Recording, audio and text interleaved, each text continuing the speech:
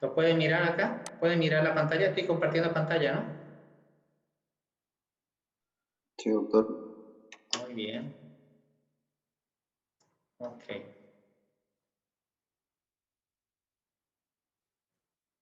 A medida que se van integrando sus compañeros, vamos a ir repasando un poco lo que vimos la anterior clase.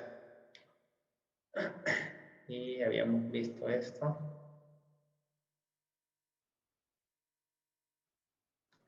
Ok, a ver.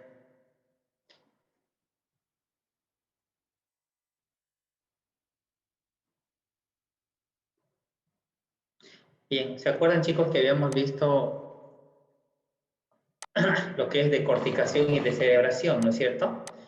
Les cuento de que esta decorticación y descerebración entra en lo que es en el examen físico, en el examen neurológico, en el Glasgow. O sea que esto es sumamente importante. Lo que es el desarrollo ya en el examen físico del Glasgow, vas a fijarte vos si el paciente está decorticando o descerebrando. Entonces, son posturas netamente de alteración o de lesión a nivel del tronco encefálico o de la masa cerebral. ¿Ya? Bueno, entonces vamos a iniciar con marcha. Vamos a ver cuántos tenemos aquí un ratito. Vamos a ver. 37 apenas.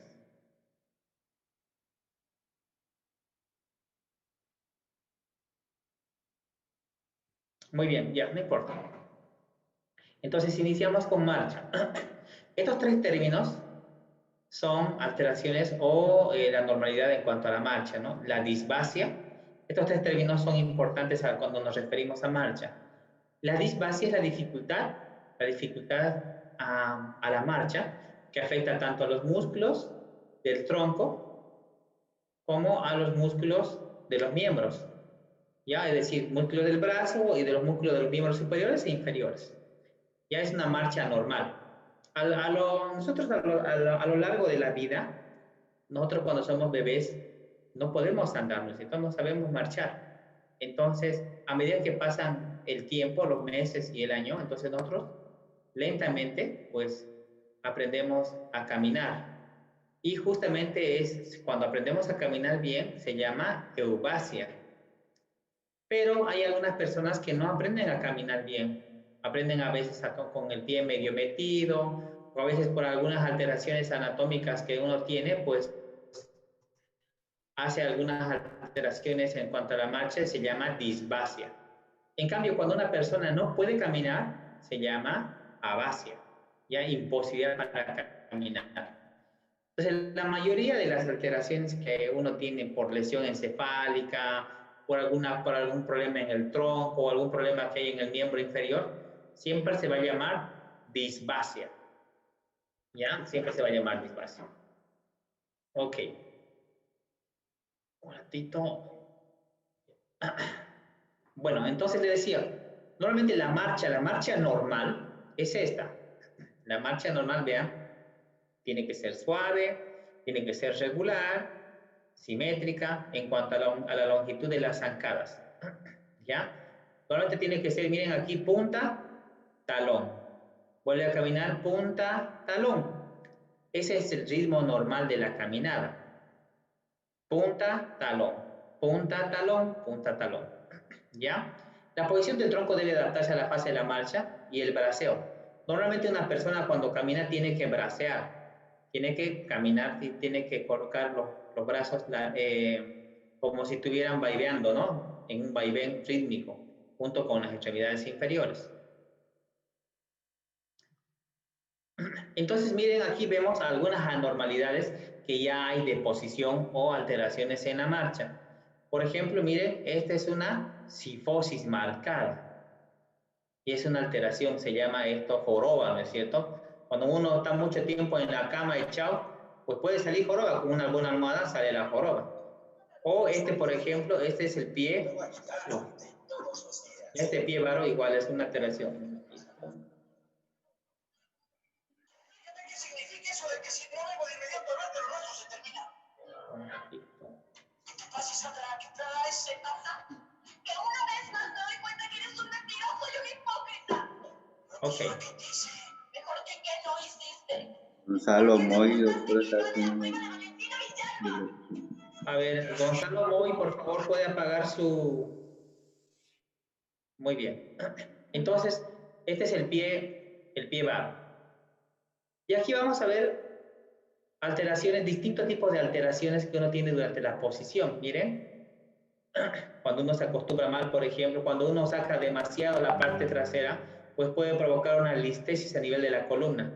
Esta listesis puede provocar una alteración posteriormente ya patológica a nivel de la estructura vertebral. O esta es la famosa joroba que uno tiene. Lo normal es esto, ¿no es cierto? Y ya cuando hay algunas alteraciones en la columna que pueden ser por osteogénesis imperfecta de nacimiento, por algún trauma, entonces la columna a veces su eje cambia totalmente y adquiere ya límites patológicos. Miren aquí, por ejemplo, esto es una escoliosis, una cifoescoliosis marcada, ¿no? Lo mismo aquí, una escoliosis destroconvexa al otro lado. Entonces, estas son alteraciones que ya te van a dar alteraciones en la marcha. Y aquí vean el pie bar. Entonces, tenemos marchas patológicas que vienen a ser tanto neurológicas, circulatorias y musculoesqueléticas. Dentro de las marchas neurológicas tenemos varias, miren, y vamos a ir desglosándolas posteriormente, pero esto para que se aprendan, si se les pregunta, a ver, enumere 6 tipos de marchas, de alteraciones en la marcha neurológica. Marcha hemipléjica, en tijeras, marcha festinante, que es del paciente parkinsoniano, la apráxica, cuando el paciente tiene una lesión encefálica, atáxica, igual, vestibular, cuando hay una lesión a nivel del vestíbulo, la equina, la marcha prudente. Dentro de las alteraciones ya en la marcha a nivel de alteraciones circulatorias, la marcha claudicante es cuando el paciente tiene insuficiencia vascular, es decir, no tiene una buena irrigación en los miembros inferiores y el paciente tiene alteración en la marcha. Y alteraciones musculoesqueléticas que vamos a ir desglosándolas. Bien, primero vamos a ver la coria de Sydenham. La coria de Sydenham es una alteración donde ya hay una alteración a nivel del tronco encefálico y generalmente se debe a alguna infección. El paciente adquiere una marcha totalmente patológica que, bien, voy a tratar de ver, de mostrar aquí. El paciente que tiene marchas de Sydenham hace así, ¿no? Camina así como si estuviera bailando así. Son movimientos continuos, incontrolables y desordenados, tanto en la cara, que puede mover su cara así, en los brazos o en las piernas. Esa es la marcha de Sydenham. En cambio, la ataxia avanzada, las piernas generalmente son separadas y el cuerpo muy oscila, o sea, él no tiene una buena estabilidad. El paciente está como si le faltara más o menos una base de sustentación. En cambio, el hemipléjico orgánico, al caminar escribe un círculo, ¿no? Es decir, una pierna está bien y la otra, como no tiene fuerza, ladea. Camina, ladea. Ese es del hemipléjico orgánico. En cambio, el del hemipléjico histérico es aquel que tiene su rigidez en las dos piernas y pues la que está bien camina y la otra arrastra. Camina normal, arrastra. Este es el hemipléjico histérico, que normalmente tiene contracción del pie, ¿no? Que está afectado. Y bueno, aquí vamos a ver, esta es la ataxia sensitiva. Y lo llamativo en la ataxia sensitiva, miren, aquí camina y cuando camina, generalmente talón, pero el talón es más llamativo que una marcha normal y la punta está hacia arriba y el talón así. Vean, miren, aquí con toda suavidad deja, pero levanta y choca con el talón. Esa es su andada. Amplia base de sustentación del pie y se lanzan hacia adelante y hacia afuera apoyando el miembro, los talones y luego los dedos. Siempre primero apoya los pies de adelante y luego los talones. Generalmente en estos pacientes hay romper positivo, ¿no?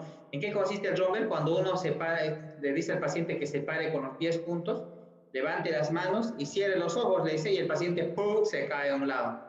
Ese es el romper positivo. Quiere decir que el paciente tiene una alteración a nivel del cerebelo. ¿Ya? Y seguimos aquí la hemiplegia espástica. la pierna afectada está rígida y extendida, así como esta de acá.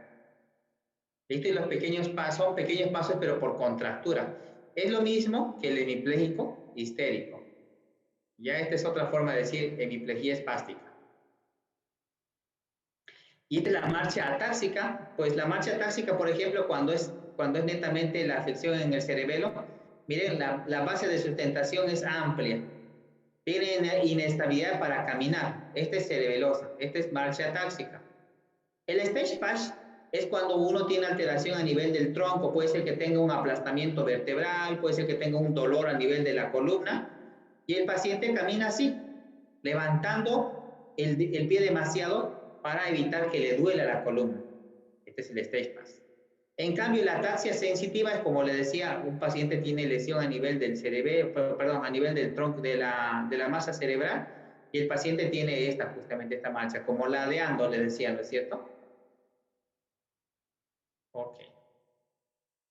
Y aquí vemos, esta es la marcha en tijeras, es esta, con el pie metidito, camina con el pie metido a ambos lados, ¿no?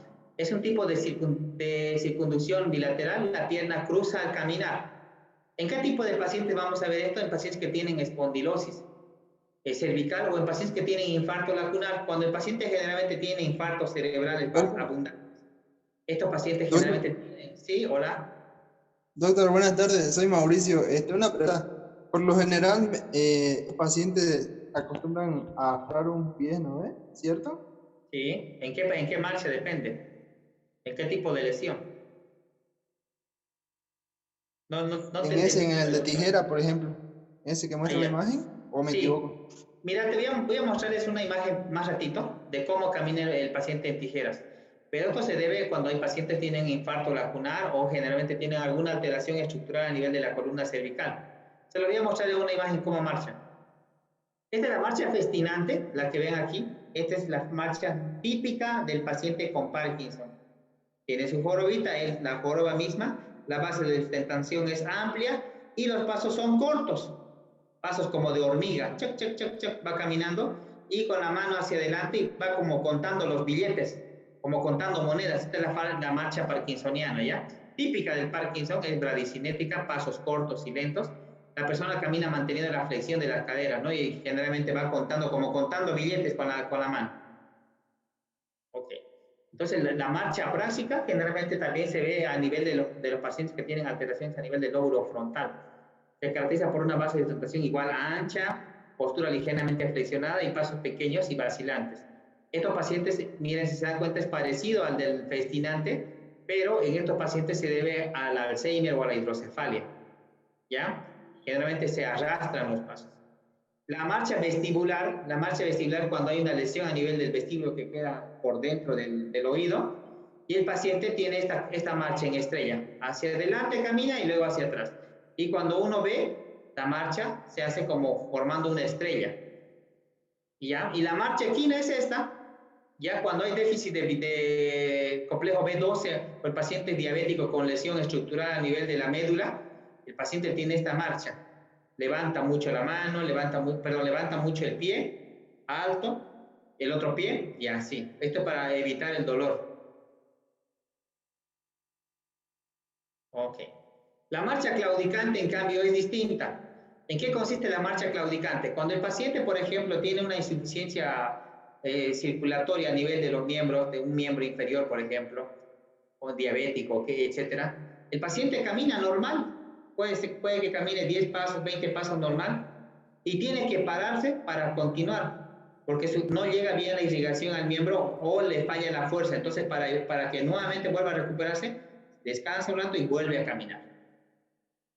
La marcha de pingüino es esta, con la joroba hacia adelante y igual los pasos cortos, pero con la joroba generalmente hacia adelante, ¿no? Y hay una debilidad, dice, del glúteo medio. Y la otra marcha, que son las famosas dismetrías, que son estas, por ejemplo, cuando el paciente tiene una placa o tiene una prótesis parcial completa del fémur, por ejemplo, o estos pacientes que tienen, digamos, displasia de cadera, nacen y pues tienen una alteración en la marcha, ¿no? ¿Ya? Esas son las dismetrías. Y aquí vamos a ver la marcha parkinsoniana. Miren, esa es la marcha parkinsoniana. Pasos cortos, como contando billetes con la mano. Nuevamente, va a contar los billetes y con los pies así. Y cuando se para el paciente, con la base de sustentación alta.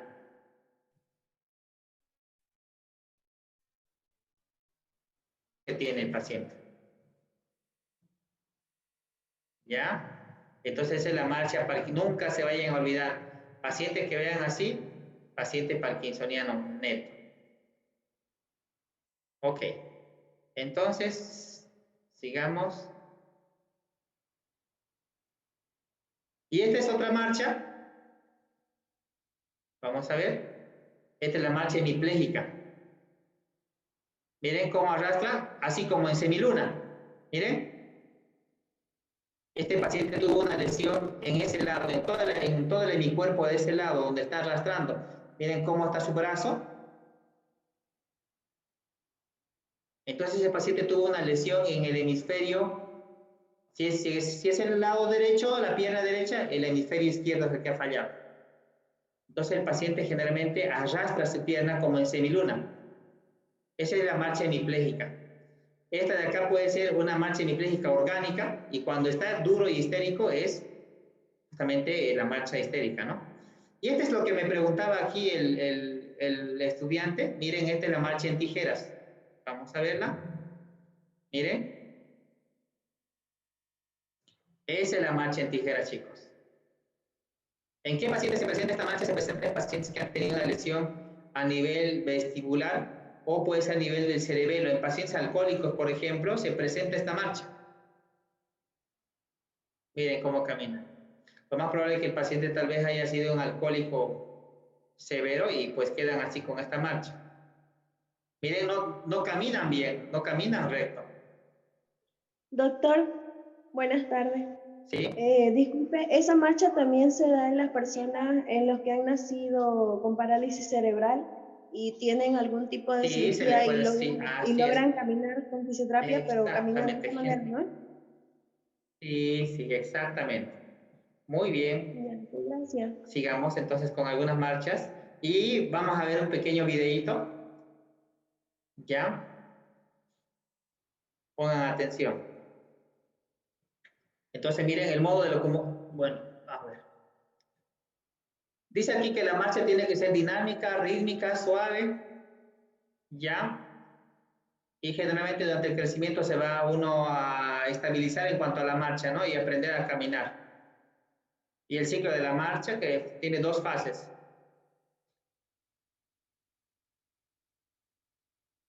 Uno es la fase de apoyo y la fase de oscilación, es decir, un pie queda de apoyo y la otra es la que levanta, digamos, y va caminando y luego sigue, ¿no? Exactamente esa. Miren, la fase de sustentación, esa es la marcha normal. Hay un pie estático y el otro dinámico. Ok. Entonces, las alteraciones de la marcha son tres causas. Déficit de fuerza, alteraciones en la coordinación y las alteraciones funcionales. Estas son las que vienen por déficit de fuerza. La marcha de pato, que la van a ver ahorita.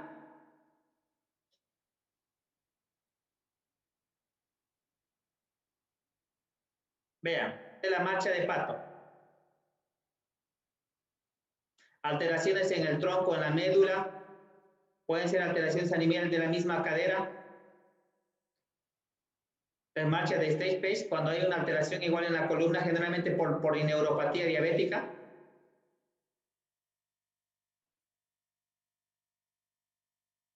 Estas son cuando ya son alteraciones de la columna por enfermedades degenerativas.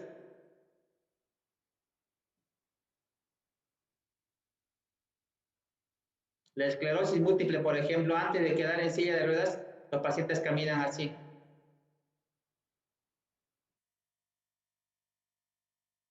La misma marcha hemipléjica que vimos anteriormente.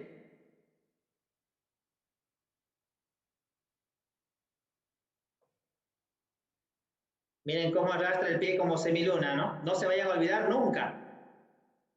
Y el pie, el brazo del lado afectado contraído.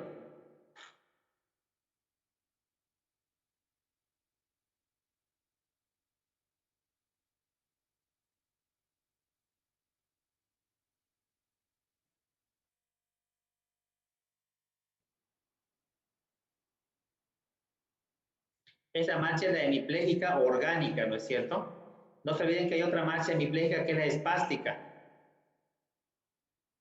Cuando ya hay una lesión por trauma a nivel de la médula, viene la marcha paraparésica en el caso de que el paciente logre caminar. La mayoría de los pacientes con una alteración de corte a nivel de la médula no caminan. Y bueno, vienen las marchas atáxicas, ¿no?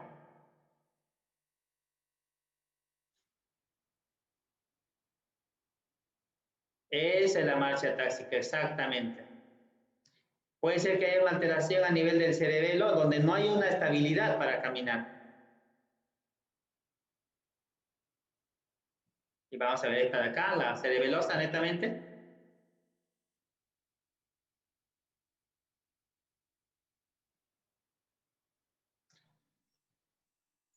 Todas las alteraciones del cerebelo, chicos, provocan este tipo de alteraciones donde no hay una estabilidad y el paciente siente que se cae.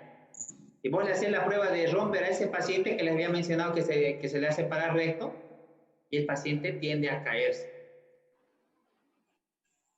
Ya, y en la marcha en estrella, por ejemplo, igual marcha netamente vestibular.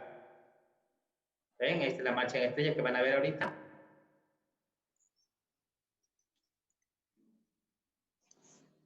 Miren la marcha en estrella.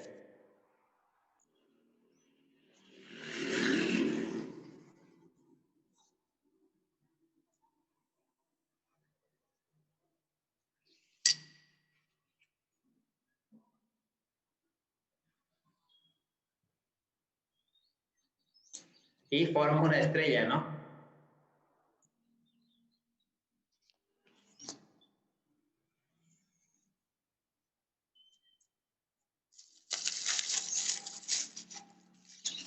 Estas son las alteraciones funcionales.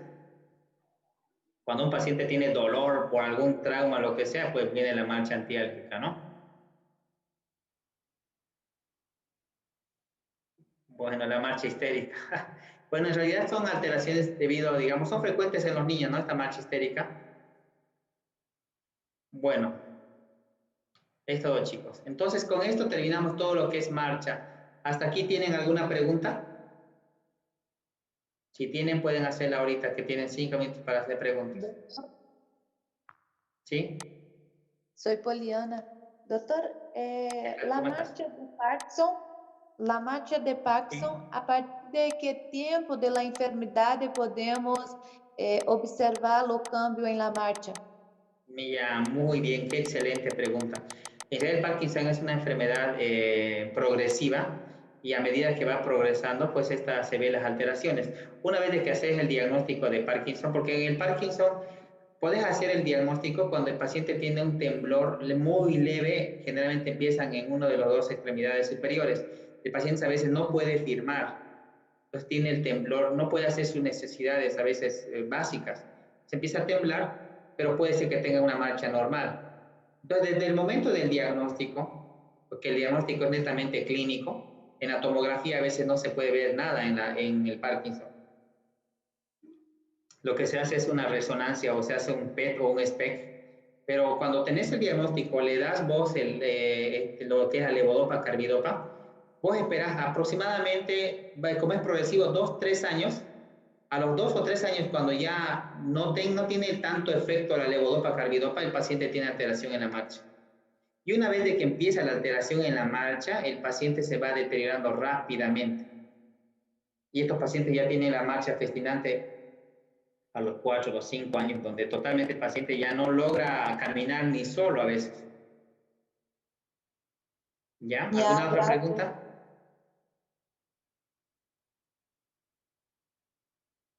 ¿Alguna pregunta, chicos? ¿Ninguna en Doctor, marcha? buenas Yo tengo. tardes. Sí. Sí, pregunten.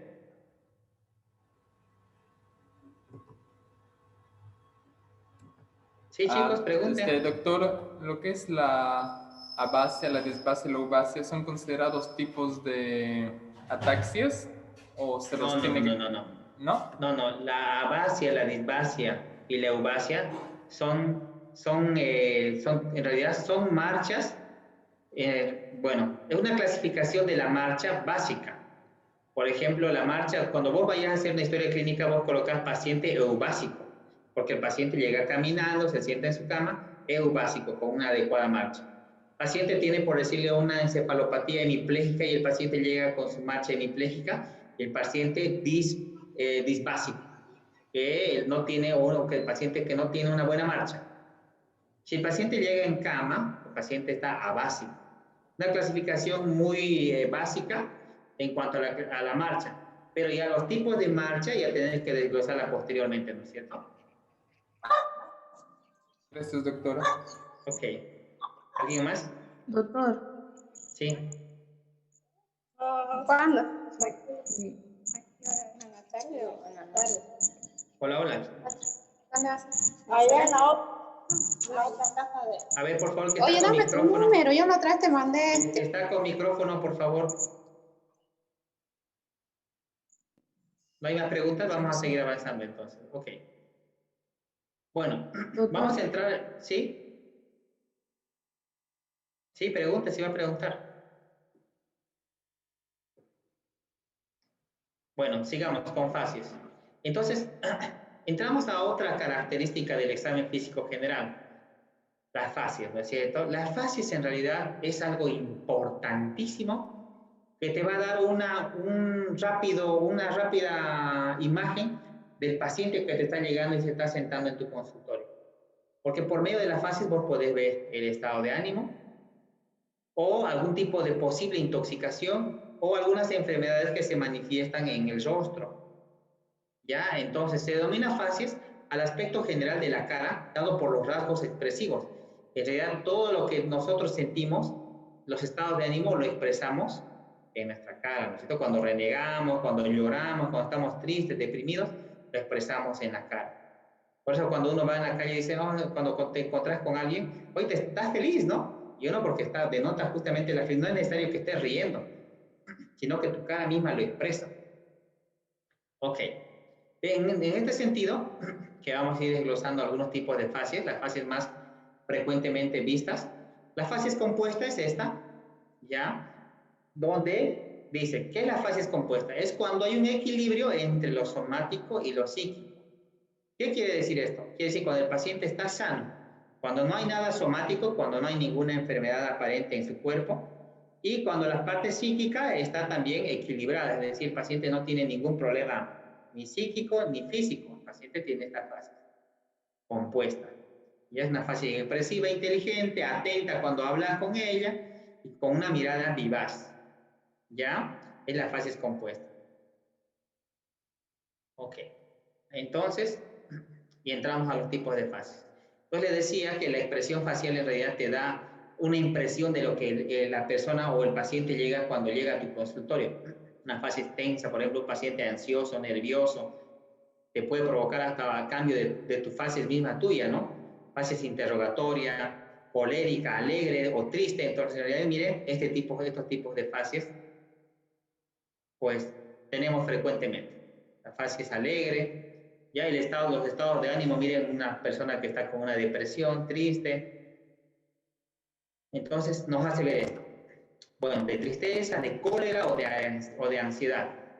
Pero cuando vemos un paciente con una fase dolorosa, más o menos esta es la impresión que se da. El paciente está como con un dolor de algo, no sabe qué decir, pero le duele algo. Es esta, ¿no? La fase es ansiosa, la fase es colérica. No es necesario describirla, miren, justamente se puede ver la ansiedad o la histeria, ¿no? Bueno, y empezamos a describir algunas fases que hay frecuentemente. En realidad, en los libros de semiología, ustedes van a ver, hay algunas descripciones que llegan a veces hasta 200 tipos de fases. Hay tantas fases que ustedes, es imposible que cuando hagan un examen físico no le coloquen las fases en su historia clínica. Cada uno de ustedes que está escuchándome, de los 50 o 70 que me está escuchando, tiene un tipo de fases. Una fase es compuesta, una fase es, qué sé yo, agresiva, una fase es histérica, una fase es triste y etcétera, etcétera, que describe, digamos, su estado de ánimo. Pero ya algunas alteraciones patológicas en la facies es esta, por ejemplo. Es la facies leonina. ¿Por qué se dice leonina? Porque se parece a un león, miren la imagen. Generalmente está con el, por ejemplo, con los pómulos bien rojos, puede ser que tenga la nariz, por ejemplo, muy rojiza, y la piel se engruesa, ¿ya? Dando una apariencia muy grotesca, asemejando a un león. ¿En qué pacientes se ven estos? En pacientes que tienen Hansen o lepra. Después vamos a ver las fases en luna llena. Es esta, por ejemplo. Miren, en un niño, en una persona mayor. Estas fases en luna llena o fases cushinoide se dan justamente en personas que han usado bastante corticoides.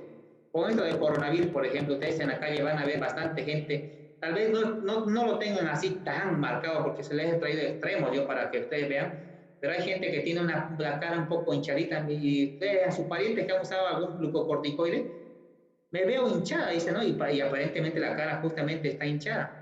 Esas personas, por ejemplo, estaban haciendo un pushing, pero como retiraron el corticoide a tiempo, no llegaron a hacer un pushing completo.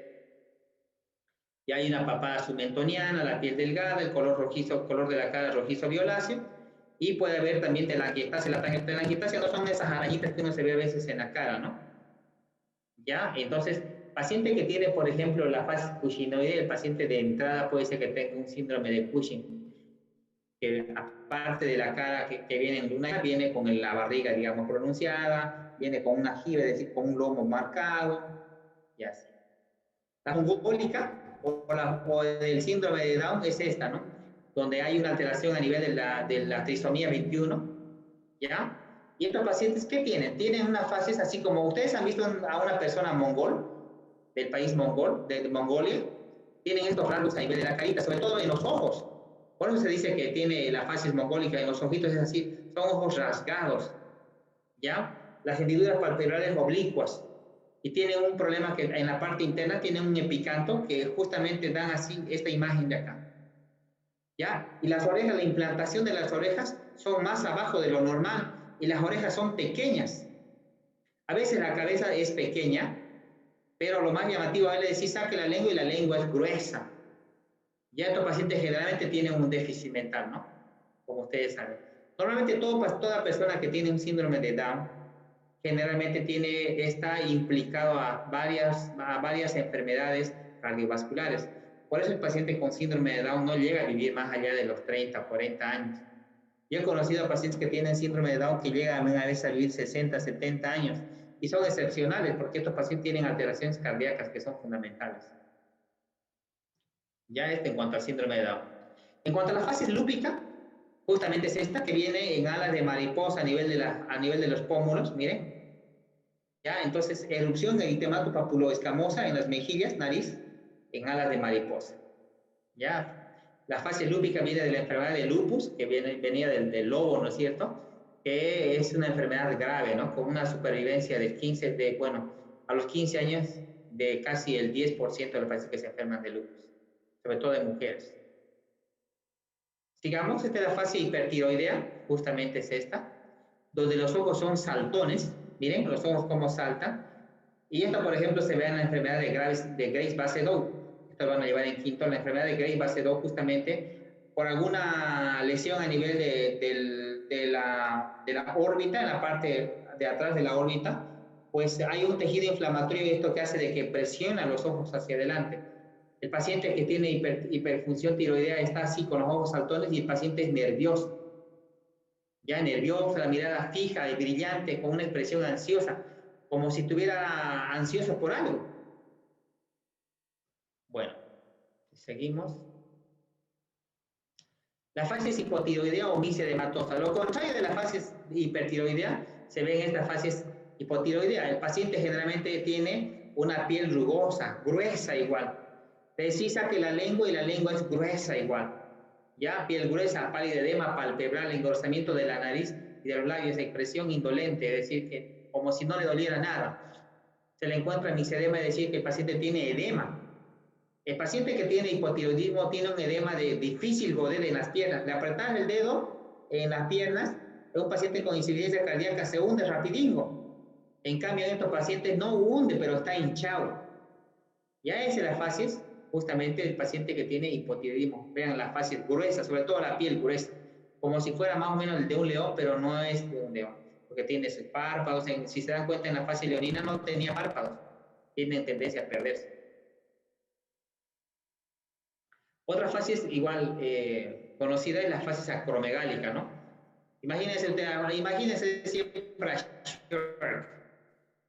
Sjögren es el típico paciente, persona que tiene, o monstruo que tiene, digamos, la acromegalia, el mentón gigante, mentón gigantesco, ya los rasgos son toscos, la prominencia de los pómulos, ya, y de los arcos superciliares, miren acá, estos arcos superciliares, lo mismo acá, son bien prominentes. En la mandíbula se llama hacia afuera, y generalmente esto pues se debe a una hiperfunción adenohipoficiaria por la hormona somatostatina. Muy bien, entonces seguimos. La facies cretina, en pacientes que tienen, por ejemplo, hipotiroidismo ya congénito, cuando nacen los pobres bebés, nacen con esta facies cretina. ¿Cuál es la facies cretina que da diferencia? Generalmente la boca, ¿no? Con la lengua siempre la tienen hacia afuera. Es una facies inexpresiva con una piel gruesa igual que el hipotiroideo, normal, arrugada, con baja inserción pilosa a nivel de la frente, ¿ya? Y la nariz y la boca ancha, la boca siempre entreabierta con la lengua engrosada. Este es el paciente típico del paciente que tiene una insuficiencia tiroidea congénita. Bueno, y la facies caquética de un paciente totalmente desnutrido, con disminución de la grasa en la cara. Miren, no tiene grasa en la cara. Y resalta todo lo que es la parte ósea en esta paciente. Entonces, como si estuviera el paciente, digamos, dando sus últimos días. Estas facies caquéticas se pueden mirar en pacientes que tienen sepsis, por ejemplo. Es la misma facies. Y en pacientes que tienen esa desnutrición marasmática, se ve este tipo de fases. ¿Ya? Se observa el rosario costal. Si ustedes le bajaríamos hasta abajo, se observa aquí el rosario costal. Ok, sigamos con algunas fases. La fase parkinsoniana es esta típica, es inexpresiva. Se dice también fase del jugador de póker, porque cuando juegas con una persona que sabe jugar póker, esa persona le miras a la cara y no expresa nada. Lo mismo pasa en el paciente con Parkinson, es una fase inexpresiva con una mirada fija. Tu cutis es grasoso o ausencia de grasas. No expresa nada, como les decía. Ya, fase de jugador de póker. Muy bien. Entonces, estas son las fases de la parálisis facial periférica o asimétrica. Entonces, miren, por ejemplo, cuando hay una parálisis facial periférica, generalmente hay un lado afectado. Pongamos en este paciente, si ven en este paciente, por ejemplo, ¿cuál será el lado afectado? ¿El de amarillo o el de blanco? Generalmente, miren, en esta imagen, por ejemplo, la hemicara afectada es la del lado amarillo. ¿Por qué? Porque esta hemicara sana, cuando esta cara no está funcionando bien, lo que hace es sus músculos retraen a ese lado. Miren, se lo está retrayendo. Lo mismo pasa en este, por ejemplo. Miren, este lado es el afectado y la cara la está llevando a la cara sana. Por eso hay más arrugas porque los músculos están llevando a ese lado. Entonces esto hace de que se borre